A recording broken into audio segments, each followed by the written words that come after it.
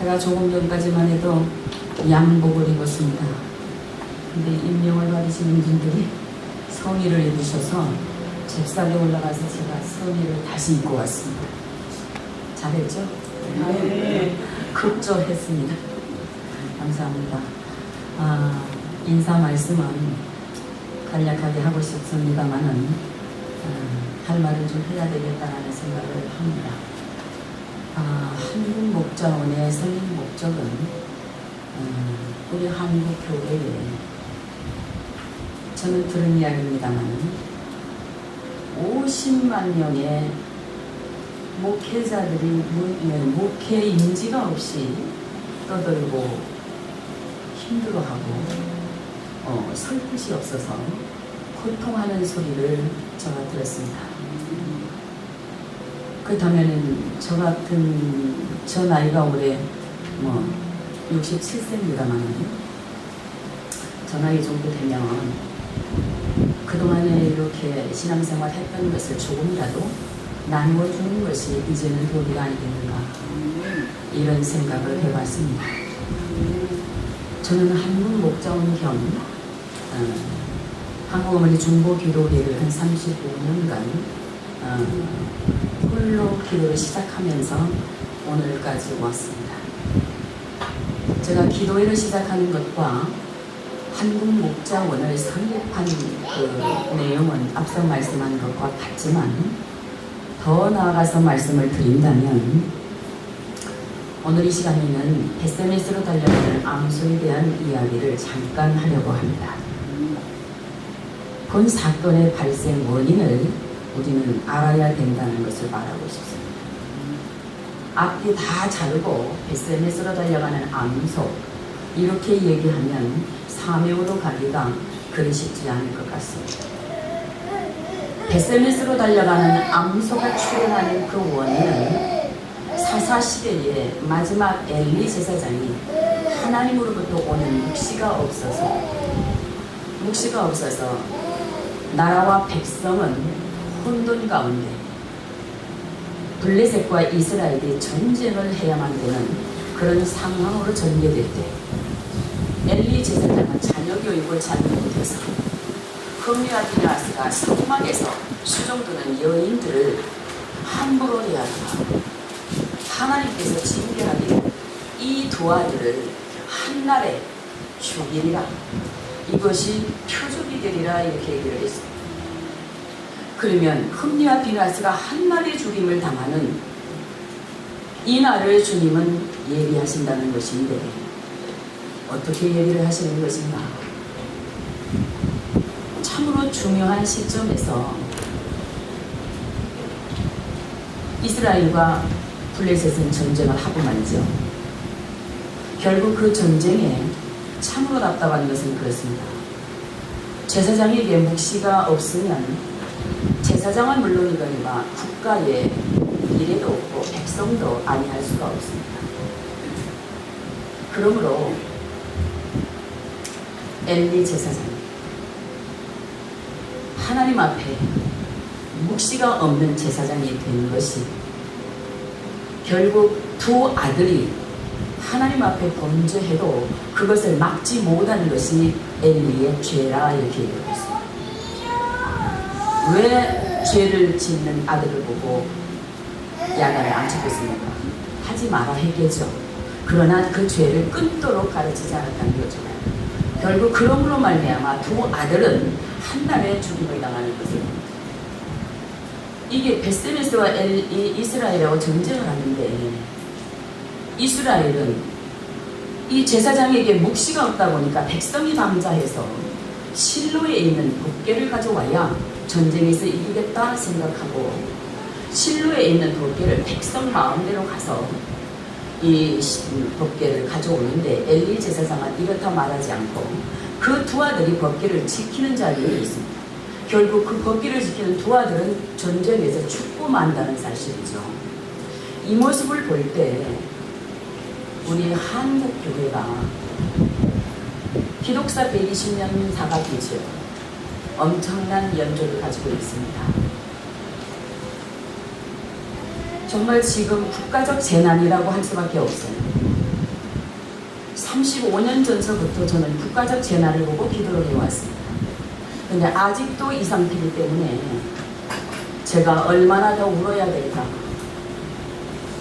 제가 이 목자원에서 대굴대굴 부르며 기도한 적이 4년이 됐습니다. 저의 그 친척 되시는 정도철 목사님이 저의 친척 오라버니십니다. 너는 이 시대에 다른 거 다 필요 없다.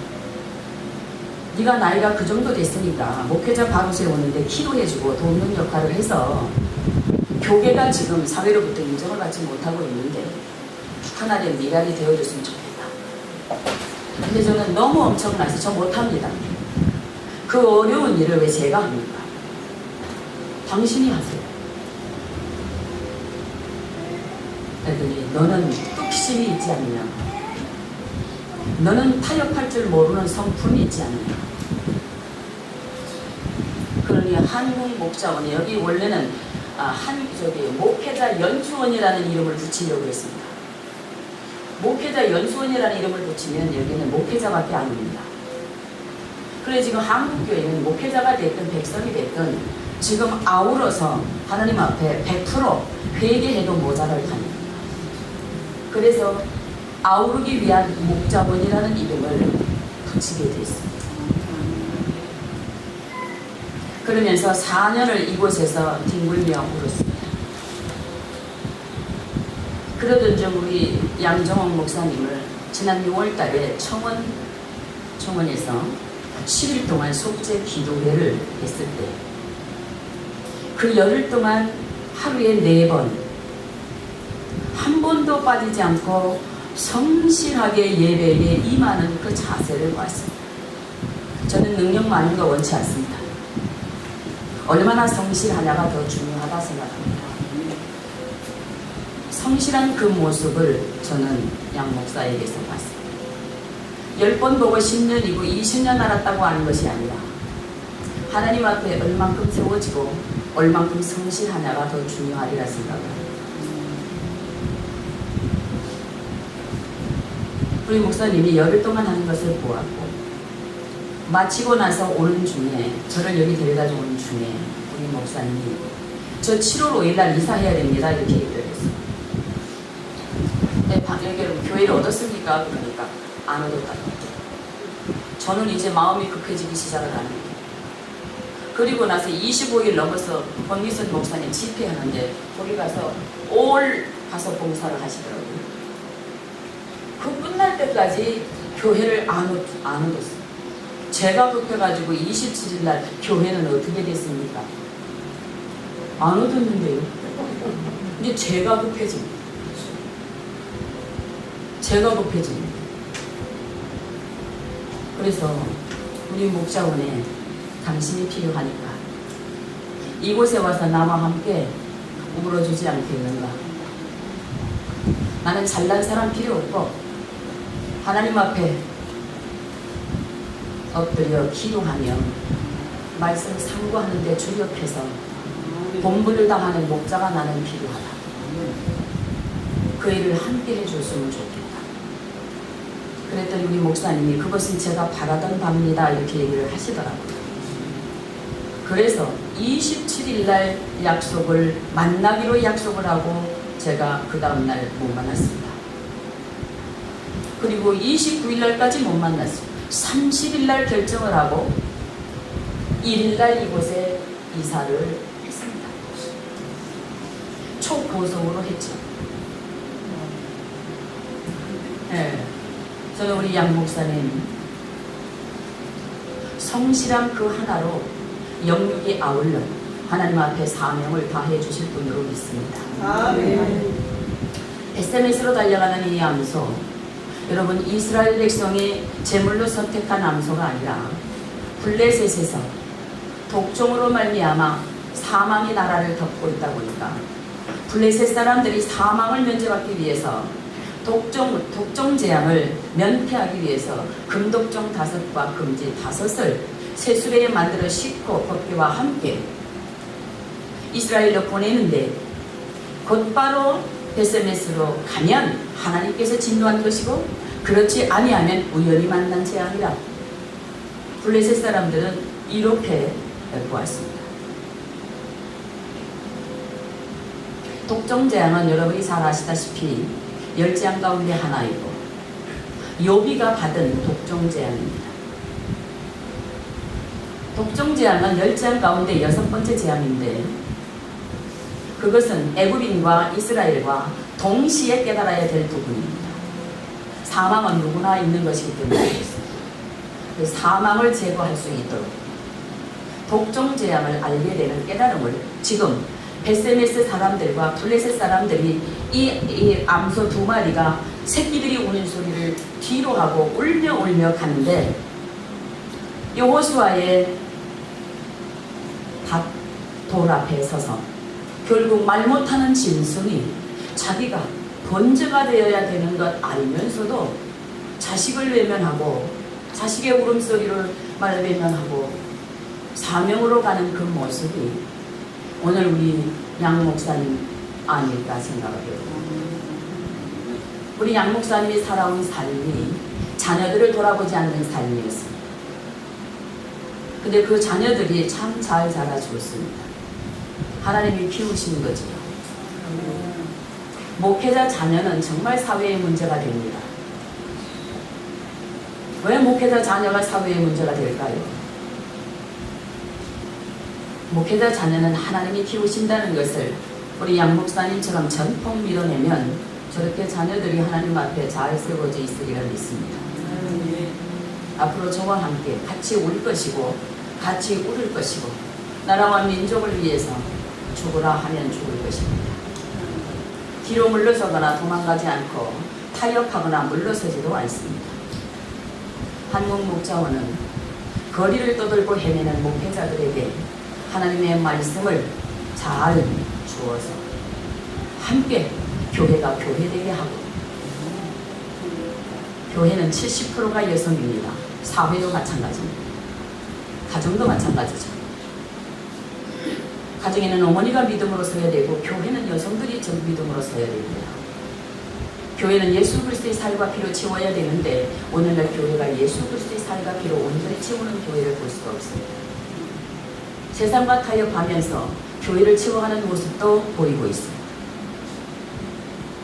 하루 밥 세 끼, 밥 한 끼, 반나절 하루에 반 끼도 못 먹어도 좋습니다.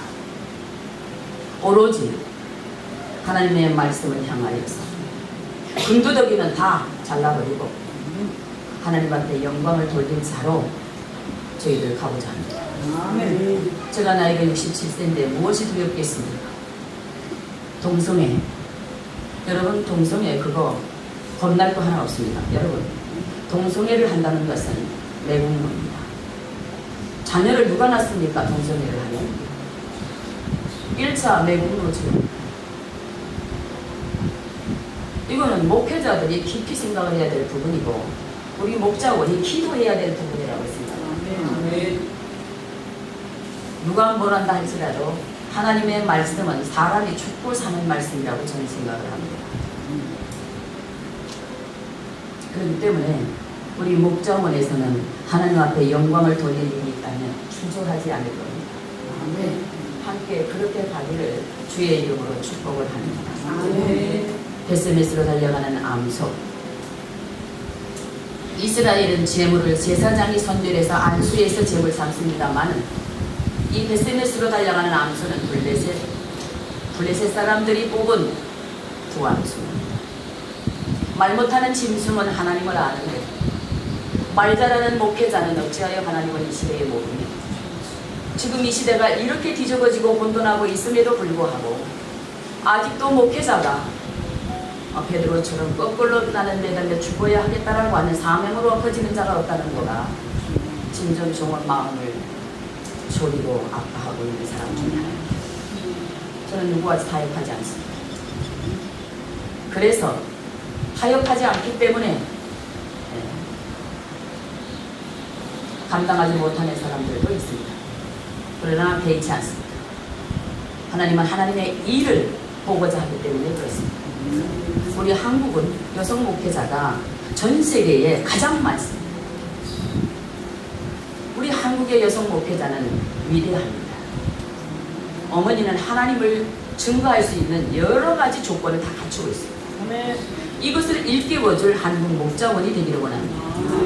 오늘 오신 목사님들께서 우리 양 목사님들 정말 기도해 주시고 정말 연합해 주시고 지금 교단장님까지 다 오셨는데 교단에서도 참으로 없어서는 안 될 사람으로 이 땅의 질서를 반드시 지켜가면서 선후배는 물론이고 누가 봐도 하나님의 사람으로 남는 우리 양종원 목사님 되기를 주의 이름으로 축복을 합니다. 부족하지만 인사 말씀은 설교가 됐음을 용서하시고 이상 인사 말씀을 가능하겠습니다. 감사합니다.